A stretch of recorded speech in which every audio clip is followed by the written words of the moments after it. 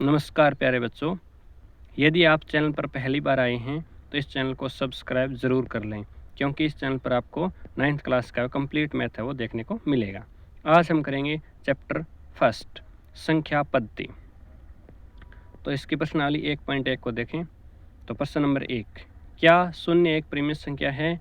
क्या इसे आप p/q के रूप में लिख सकते हैं, जहाँ p और q पूर्णांक हैं और q 0 नहीं है? तो इसका उत्तर है हाँ, शून्य एक परिमेय संख्या है। इसे हम p/q के रूप में लिख सकते हैं, जहाँ पर q 0 नहीं है। तो इसको 0/1, 0/2, 0/3 इस रूप में हम किसी भी रूप में लिख सकते हैं। अगला प्रश्न, 3 और 4 के बीच में 6 परिमेय संख्याएं ज्ञात करिए। तो जब से भी हमसे परिमेय संख्याएं पूछे तो 6 पूछा है, 7 से गुणा करना है और 7 से भाग करना है। यदि हमसे 7 पूछे तो 8 से गुणा करना है और 8 से भाग करना है। तो देखिए 21/7 बन गया और 28/7 बन गया। तो इनके बीच की जो भी संख्याएं हैं वो 3 और 4 के बीच की परिमेय संख्याएं होंगी। तो 22/7, 23/7, 24/7, 25/7, 26/7 और 27/7, ये सारी संख्याएं हैं, ये 3 और 4 के बीच की परिमेय संख्याएं। अगला प्रश्न देखिए, 3/5 और 4/5 के बीच 5 परिमेय संख्याएं ज्ञात करें। तो अभी पिछले प्रश्न में मैंने आपको बताया कि जब 5 पूछा है तो 6 से गुणा करना है और 6 से भाग करना है। तो यहाँ पर बनता है 18/30 और 24/30। इनके बीच की जो भी संख्याएं हैं 19/30, 20/30, 21/30, 22/30, 23/30, तो ये सारी संख्याएं हैं वो 3/5 और 4/5 के बीच की 5 परिमेय संख्याएं हैं। नेक्स्ट क्वेश्चन, नीचे दिए गए कथन सत्य हैं या असत्य हैं, कारण के साथ उत्तर दें। तो पहला प्रश्न, प्रत्येक प्राकृत संख्या एक पूर्ण संख्या होती है। ये बात सत्य है, क्योंकि प्राकृत संख्या वो 1 से स्टार्ट होती है, यानी कि 1, 2, 3, 4, और पूर्ण संख्या है वो 0 से स्टार्ट होती है। तो पूर्ण संख्या है वो बड़ा सेट है, तो प्राकृत संख्या वो हमेशा पूर्ण संख्या होगी। अगला प्रश्न, प्रत्येक पूर्णांक एक पूर्ण संख्या होती है। ये प्रश्न एक गलत है, क्योंकि पूर्णांक में पॉजिटिव और नेगेटिव दोनों नंबर आते हैं। तो यहाँ पर लिखा है कि ऋणात्मक संख्या पूर्ण संख्या नहीं होती, क्योंकि -5 है वो पूर्णांक तो है लेकिन पूर्ण संख्या नहीं है। अगला प्रश्न, प्रत्येक परिमेय संख्या एक पूर्ण संख्या होती है। ये भी असत्य है, क्योंकि परिमेय संख्या है वो माइनस में भी होती है और वो p/q की फॉर्म में भी होती है। जैसे -1, -3, ये परिमेय संख्या तो है लेकिन पूर्ण संख्या नहीं है, क्योंकि पूर्ण संख्या वो 0 से स्टार्ट होकर आगे सारी पॉजिटिव नंबर होती है, जैसे 0, 1, 2, 3, 4। तो इसलिए असत्य है।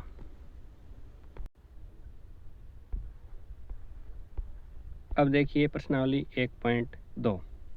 इसके अंदर पहला प्रश्न है कि नीचे दिए गए कथन सत्य है असत्य हैं, कारण के साथ उत्तर दीजिए। तो पहला प्रश्न, प्रत्येक अपरिमेय संख्या एक वास्तविक संख्या होती है। तो ये बात सत्य है, क्योंकि अपरिमेय संख्या है और परिमेय संख्या है, उनके सेट को ही हम वास्तविक संख्याएं कहते हैं। तो वास्तविक संख्याओं के अंदर परिमेय और अपरिमेय दोनों ही आते हैं, इसलिए सत्य है। दूसरा प्रश्न देखिए, संख्या रेखा पर प्रत्येक बिंदु √m के रूप में होता है, जहां पर m एक प्राकृत संख्या है। तो यह असत्य है, क्योंकि प्रत्येक बिंदु √m के रूप में नहीं हो सकता। इसने लिखा है कि संख्या रेखा पर √m के रूप में ऋणात्मक संख्या नहीं हो सकती, ऐसी संख्याएं काल्पनिक संख्याएं होती हैं। यानी कि जो आपकी -5 का रूट देखें तो वो आप संख्या रेखा पर नहीं दर्शा सकते, वो एक इमेजिनरी नंबर होता है। अगला पार्ट, प्रत्येक वास्तविक संख्या अपरिमेय संख्या होती है। यह है असत्य, क्योंकि वास्तविक संख्या है वो परिमेय भी होती है और अपरिमेय भी होती है। तो यहाँ पर देखिए कि प्रत्येक वास्तविक संख्या अपरिमेय संख्या होती है, यह कथन गलत है, क्योंकि वास्तविक संख्याओं में परिमेय तथा अपरिमेय दोनों संख्याएं शामिल होती हैं। दूसरा प्रश्न, क्या सभी धनात्मक पूर्णांकों के वर्गमूल अपरिमेय होते हैं? यदि नहीं तो ऐसी संख्या के वर्गमूल उदाहरण सहित दीजिए जो एक परिमेय संख्या है। तो सभी के जो वर्गमूल है वो अपरिमेय नहीं होते। जैसे आप √4 का देख सकते हो, 2 होता है, वो परिमेय संख्या है। √9 3 होता है, ये भी एक परिमेय संख्या है। √16 वो भी एक परिमेय संख्या है। अगला प्रश्न, दिखाइए कि संख्या रेखा पर √5 को किस प्रकार निरूपित किया जा सकता है। तो √5 को निरूपित किस प्रकार किया जा सकता है, इसके लिए आपको सबसे पहले रचना देखनी होगी। तो आइए हम रचना पर चलते हैं। रचना है इसकी कि सर्वप्रथम आपको एक ए बी रेखा लेनी है, एक इकाई मानकर खींचें। तो इसमें देख सकते हो आप ए बी जो रेखा है उसको एक इकाई मानकर खींचा है। ये हमारी ए बी रेखा है, उसको एक इकाई हमने खींचा है। उसके बाद इसने लिखा है बिंदु बी पर 2 इकाई मानकर लंब खींचें। तो बिंदु बी पर यहाँ पर एक इकाई इसको 2 इकाई मानकर एक लंब खींचना है। इस प्रकार से 2 इकाई एक लंब लिया है बिंदु बी पर। पाइथागोरस प्रमेय के अनुसार HCF √5 आ गया। तो इसकी 2 साइडें, एक साइड 1 थी और एक साइड 2 थी। तो देखिए पाइथागोरस प्रमेय से कि कर्ण का स्क्वायर बराबर आधार का स्क्वायर प्लस लंब का स्क्वायर, 1 का स्क्वायर प्लस 2 का स्क्वायर बराबर है कर्ण का स्क्वायर। तो ये आ गया 5 और कर्ण का स्क्वायर है इस साइड आया तो ये वर्गमूल में बदल गया। तो कर्ण बराबर आ गया √5। अब AC जितना प्रकार खोलकर जो AB रेखा है उसको आगे बढ़ाकर हमने उसको कट किया। तो जो हमारा टोटल लेंथ है इसकी B से D की वो हमारी क्या है √5 है।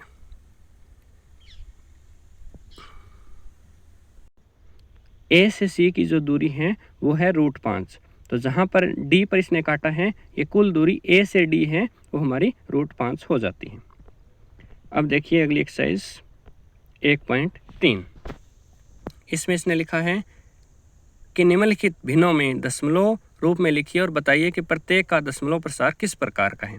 तो 36/100 यह है शांत, 1/11 ये है अवसानी पुनरावृत्ति, क्योंकि यहाँ पर 09 09 09 ये बार बार रिपीट हो रहा है। उसके बाद 33/8 ये है शांत, शांत का मतलब है कि इसके बाद कोई भी संख्या नहीं आएगी, भाग है वो समाप्त हो गया। उसके बाद आगे हैं 3/13 ये है अवसानी पुनरावृत्ति, क्योंकि यहाँ पर 23 0 7 6 9 ये बार बार रिपीट होता रहेगा। उसके बाद 2/11 ये है अवसानी पुनरावृत्ति, क्योंकि यहाँ पर 1/8 के ऊपर बार लगा है तो 0.18 18 18 इस प्रकार से ये रिपीट होता रहेगा। अगला है 329/400। तो ये हमारा क्या है शांत है, क्योंकि ये 0.8225 यहाँ पर आके ये ख़त्म हो जाता है। इसके बाद भाग है वो आगे नहीं बढ़ता। प्रश्न नंबर 2 देखिए, आप जानते हैं कि 1/7 बराबर 1/7 की वैल्यू दी है 0.142857 के ऊपर बार दिया है। वास्तव में लंबा भाग दिए बिना आप ये बता सकते हैं कि 2/7 3/7 4/7 5/7 और 6/7 का दशमलव प्रसार क्या है। यदि हाँ तो कैसे। तो हमें दिया है 1/7 का, 2/7 का पूछा है, तो ये क्या हो जाएगा 2 गुणा में 1/7 हो जाएगा। तो जो 1/7 की वैल्यू थी उसको 2 से गुणा कर देंगे तो वही हमारा आंसर है वो 2/7 की वैल्यू हो जाएगा। अगला प्रश्न देखिए, 1/7 को हम 3 से गुणा कर देंगे तो वो हमारी वैल्यू है वो 3/7 की हो जाएगी। उसके बाद जो 1/7 की वैल्यू उसको 4 से गुणा कर देंगे तो वो हमारी वैल्यू है वो 4/7 की हो जाएगी। उसके बाद 5/7 के लिए हम 1/7 की जो वैल्यू है उसको 5 से गुणा कर देंगे और 6/7 के लिए हम 1/7 की जो वैल्यू उसको 6 से गुणा कर देंगे। नेक्स्ट प्रश्न, निम्नलिखित को p/q का रूप दें जहां p और q पूर्णांक है और q 0 नहीं है। तो 0.6 के ऊपर बार लगा है तो x बराबर क्या आ गया 0.666, क्योंकि बार का मतलब है कि 6 की रिपीटेशन है। तो इसको हमने दोनों साइड 10 से गुणा किया तो एक साइड तो हमारा बन गया 10x और एक साइड हमारा बन गया 6.666। तो समीकरण 1 को 2 से घटाने पर तो ये आ गया हमारे पास 9x बराबर 6, क्योंकि 6.666 में से घटाया तो हमारे पास कम्प्लीटली 6 बच गया। तो x बराबर क्या आ गया 6/9, इसको हमने काटा तो 2/3। अगला है 0.47 के ऊपर बार। तो इसका मतलब ये हुआ कि 7 के ऊपर बार है तो 7 7 की रिपीटेशन होगी। तो यहाँ पर हमने क्या किया, दोनों साइड 10 से गुणा करा। 10 से गुणा किया तो यहाँ पर तो हमारा बन गया 10x और उस साइड बन गया 4.777। समीकरण 1 को 2 से घटाने पर तो यहाँ पर क्या आ गया 9x और 4.77 में से हमने 0.77 को घटाया तो ये हमारे पास आ गया 4.3। तो अब जो 9 गुणा में था उसको हम भाग में ले गए तो 4.3 डिवाइड बाई आ गया 9। तो इसको हम कह सकते हैं कि 43/90। अगला हमारा पार्ट है 0.001 के ऊपर बार। तो इसका ये मतलब हुआ कि 0.1 की रिपीटेशन है। तो इसको हमने 1000 से दोनों साइड गुणा करा, तो 1000 से गुणा करने पर हमारा क्या आया, एक साइड तो आ गया 1000x और दूसरी साइड हमारा 1.01001, इस हिसाब से हमारा रिपीटेशन स्टार्ट हो गया। तो समीकरण 2 में 2 को घटाने पर 1000x में से 1x गया और इसमें से ये हमारी वैल्यू हो घटी, तो इस वैल्यू को घटाने पर हमारे पास क्या आया, 999 बराबर 1, x बराबर 1/999। अगला प्रश्न 0.99 को p/q के रूप में व्यक्त करिए, क्या आप जानते हैं? उत्तर से आश्चर्यचकित होंगे। तो इसके उत्तर से आश्चर्यचकित हम इसलिए होंगे क्योंकि इसका उत्तर है वो 1 आने वाला है। तो देखिए आप x को हमने क्या लिखा है 0.999, तो इसको हमने दोनों साइड 10 से गुणा करवाया, तो 10 से गुणा करने पर 10x बन गया और यहाँ पर बन गया 9.99। तो समीकरण 1 को 2 से घटाने पर हमारे पास आ गया 10x माइनस x और यहाँ पर 9.99 में से 0.99 को घटाया, तो 9x बराबर 9, तो x क्या आ गया हमारा 9/9 जो कि 1 आ गया, तो ये 1 हमारा आंसर आ गया। इसलिए हम आश्चर्यचकित हैं कि इसको हम p/q के रूप में नहीं लिख सकते। अगला प्रश्न p/q के रूप में परिमेय संख्याओं में अनेक उदाहरण दीजिए जहां पर p और q पूर्णांक हैं, जहां पर 1 के अतिरिक्त अन्य कोई उभयनिष्ठ गुणनखंड नहीं है और जिसका शांत दशमलव निरूपण या प्रसार है। क्या आप अनुमान लगा सकते हैं कि q कौन सा गुण अवश्य संतुष्ट करना चाहिए? तो यहाँ पर हमने देखा कि 36/100 तो 0.36 ये शांत है, 2/11 जो 0.18 ये शांत है, 33/8 तो ये हमारा 4.125, उसके बाद 51/2 तो 25.5 ये शांत हैं, तो 17/16 ये हमारा शांत है, 25/4 ये भी हमारा शांत है और 37/5 ये भी हमारा शांत है। तो इसके अंदर जो हमें मेन देखने वाली बात है कि इसके अंदर कौन सा दशमलव प्रसार है वो शांत है। तो शांत दशमलव प्रसार है उसके लिए हमारा जो डिवाइड में है वो 2 या 5 का मल्टीपल होना चाहिए। जो 2 और 5 का हमारा मल्टीपल है उससे जो भी संख्या को हम भाग देंगे तो वह संख्या हमेशा शांत दशमलव प्रसार हमें देगी। 5वां प्रश्न 1/17 के दशमलव प्रसार में अंकों की पुनरावृत्ति खंड में अंकों की अधिकतम संख्या क्या हो सकती है? तो 1/17 को जब हम भाग देंगे तो ये अधिकतम संख्या है वो 16 हो सकती है।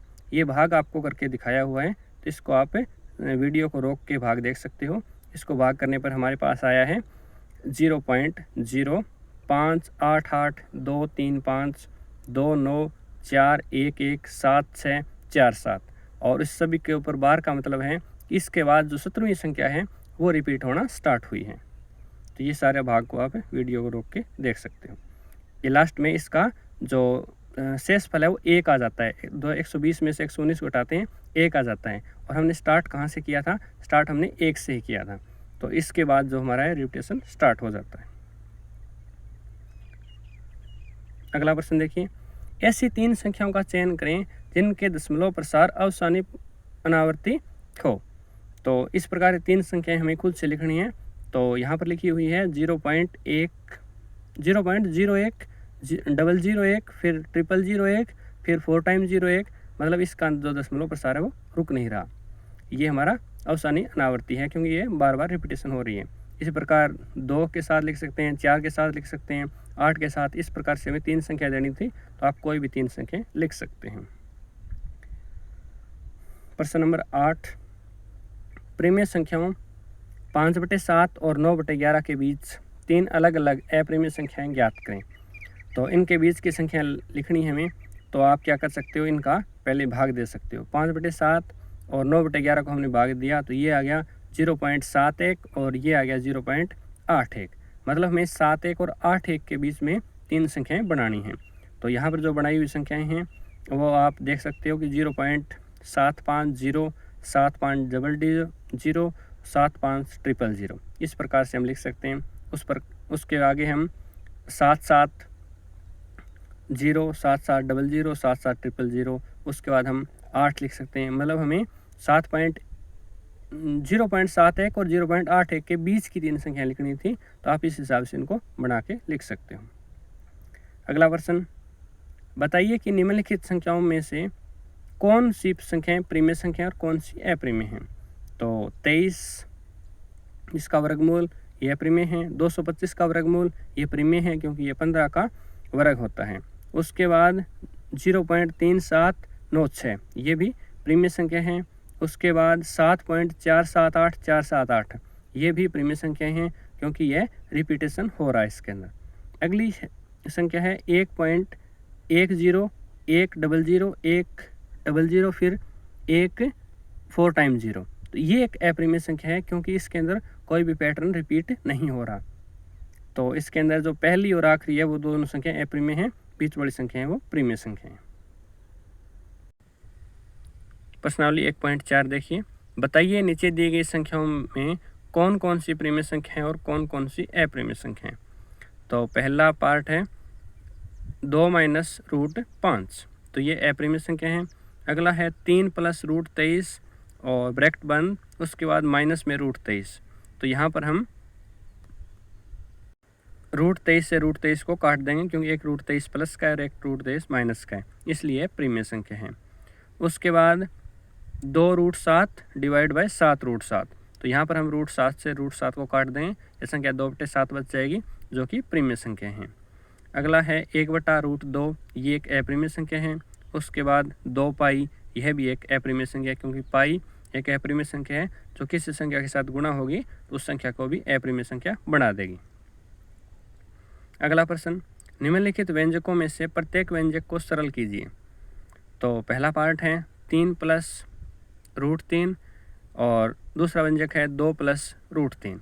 तो यहाँ पर हमें कौन सा फार्मूला लगाना है, तो यहाँ पर हमें लगाना है a प्लस बी और c प्लस डी, इन दोनों की मल्टीप्लाई। इन दोनों की मल्टीप्लाई करते हैं हमारे पास क्या आता है, AC plus AD plus BC plus BD।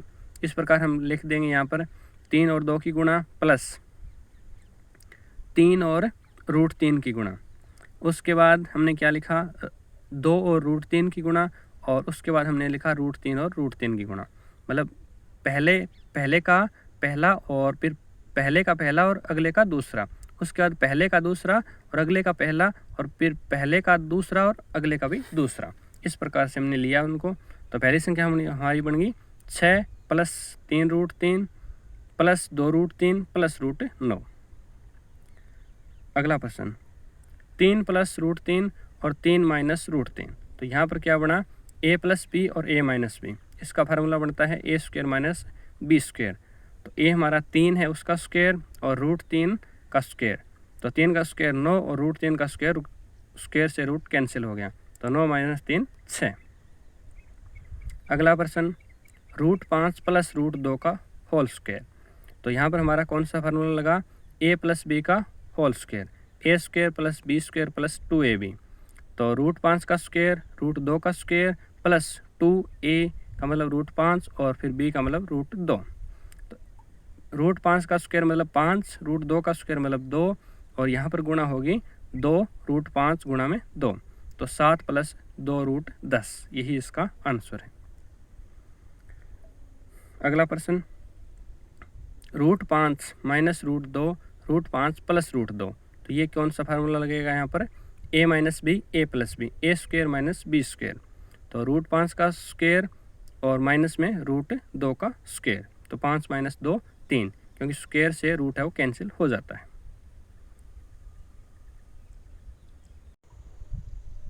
आपको याद होगा कि पाई को एक वृत्त की परिधि और उसके व्यास मान लीजिए, मतलब c परिधि और d को व्यास मान लीजिए, के अनुपात से परिभाषित किया जाता है कि पाई बराबर c/d है। यह एक तथ्य का अंतर्विरोध करता हुआ प्रतीत होता है। पाई एक अपरिमेय संख्या है। इस अंतर्विरोध का निराकरण आप किस प्रकार करोगे। तो इसका कोई अंतर्विरोध नहीं है। जब भी हम एक स्केल से लंबाई मापते हैं तो केवल एक सैनिक परिमेय मान प्राप्त होता है। अंत हम यह अनुभव नहीं कर पाते कि c या d अपरिमेय संख्या है, क्योंकि जब भी हम लंबाई को मापते हैं तो वो एक सैनिक मान हमें देता है, तो वो हमें कम्प्लीटली अपरिमेय संख्या नहीं दे सकता। इसलिए c या d को हम अपरिमेय संख्या नहीं मान सकते। अगला प्रश्न है, रूट 9.3 को निरूपित करिए। तो रूट 9.3 है उसको हमें एक संख्या रेखा पर निरूपित करना है। तो इसके लिए हमें क्या करना पड़ेगा, सबसे पहले एक लाइन लेनी पड़ेगी 9.3 सेंटीमीटर की, फिर उस लाइन को 1 सेंटीमीटर हमें बढ़ाना पड़ेगा। तो ये रचना आप देख सकते हो कि सर्वप्रथम AB 9.3 लंबाई के बराबर खींचिए, उसके बाद AB को 1 सेंटीमीटर आगे बढ़ाया जो कि C तक बढ़ाया।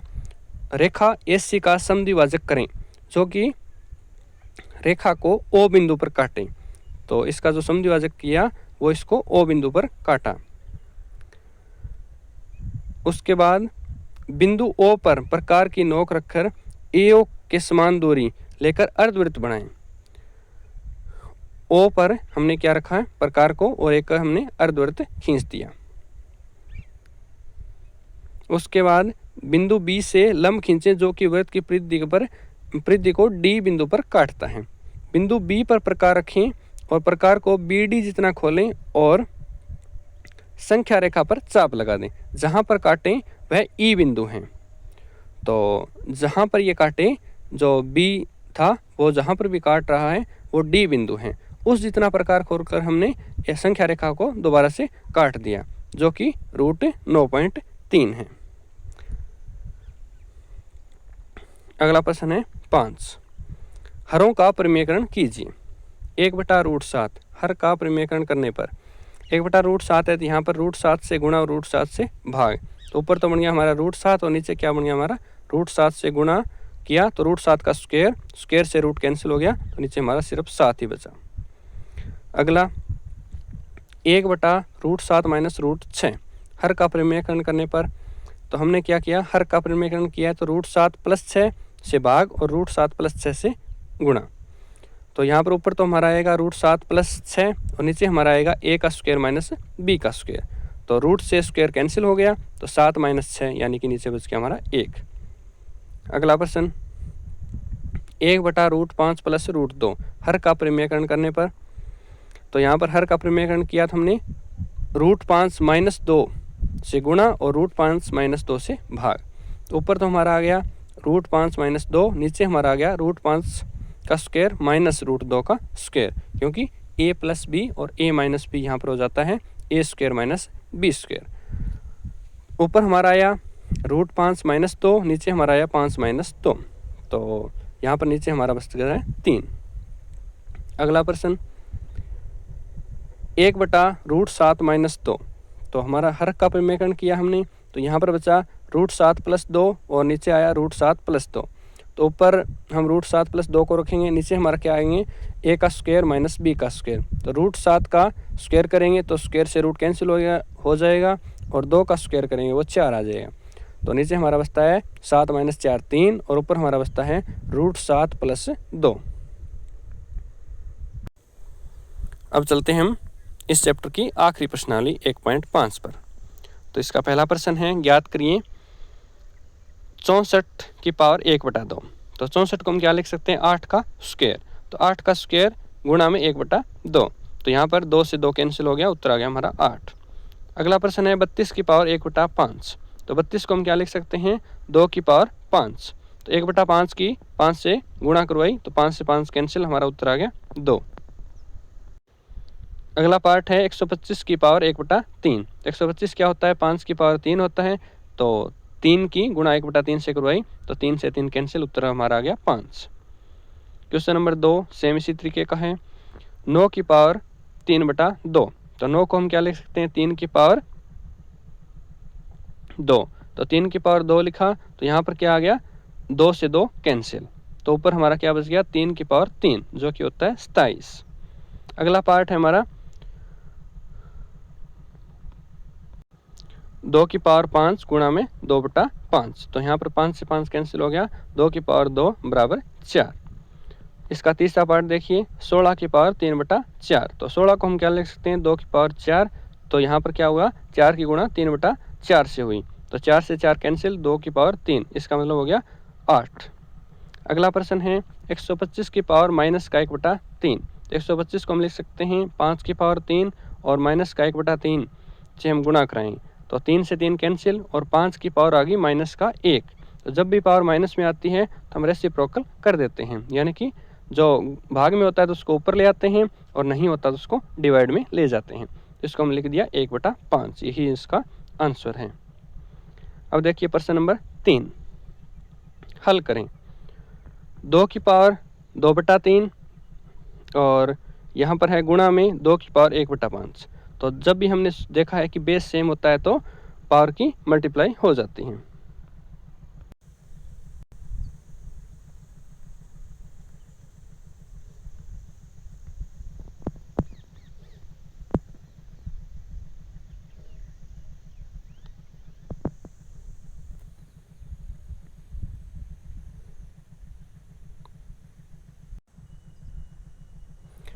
दो बटा तीन और 1/5 के बीच में प्लस का निशान है। तो यहाँ पर देख सकते हो आप, इनका एलसीएम लिया तो वो 15 आ गया, तो ऊपर आया हमारा 10 + 3, तो 2 की पावर आ गई 13/15। अगला पार्ट देखिए, 1/3 की पावर 3 और सारे की पावर 7। तो जब पावर की पावर होती है तो उनकी आपस में गुणा हो जाती है। तो 3 और 7 की गुणा होगी तो ये आ गया 3 की पावर 21, लेकिन ये डिवाइड में है इसलिए 1/3 की पावर 21। अगला पार्ट देखिए, 11 की पावर 1/2 डिवाइड बाई 11 की पावर 1/4। तो यहाँ पर हमें क्या है, जब डिवाइड में है तो ये घटा हो जाएगी। तो 11 की पावर 1/2 में से 1/4 को घटाते हैं तो इसका एलसीएम आ गया 4। तो 4 एलसीएम आने पर 2 - 1, तो 11 की पावर क्या आ गई 1/4। और इस चैप्टर का आखिरी प्रश्न देखिए, 7 की पावर 1/2 गुणा में 8 की पावर 1/2। तो यहाँ पर पावर सेम है लेकिन जो बेस है वो अलग अलग है, इसलिए यहाँ पर बेस की गुणा हो जाती है। तो 7 गुणा में 8 सभी की पावर 1/2, तो 7 × 8 56, 56 की पावर 1/2। तो इसी के साथ आपका ये चैप्टर यहीं समाप्त होता है। और आप इस चैनल को सब्सक्राइब ज़रूर कर लें ताकि आपको आगे के सारे चैप्टर देखने को मिलेंगे। धन्यवाद।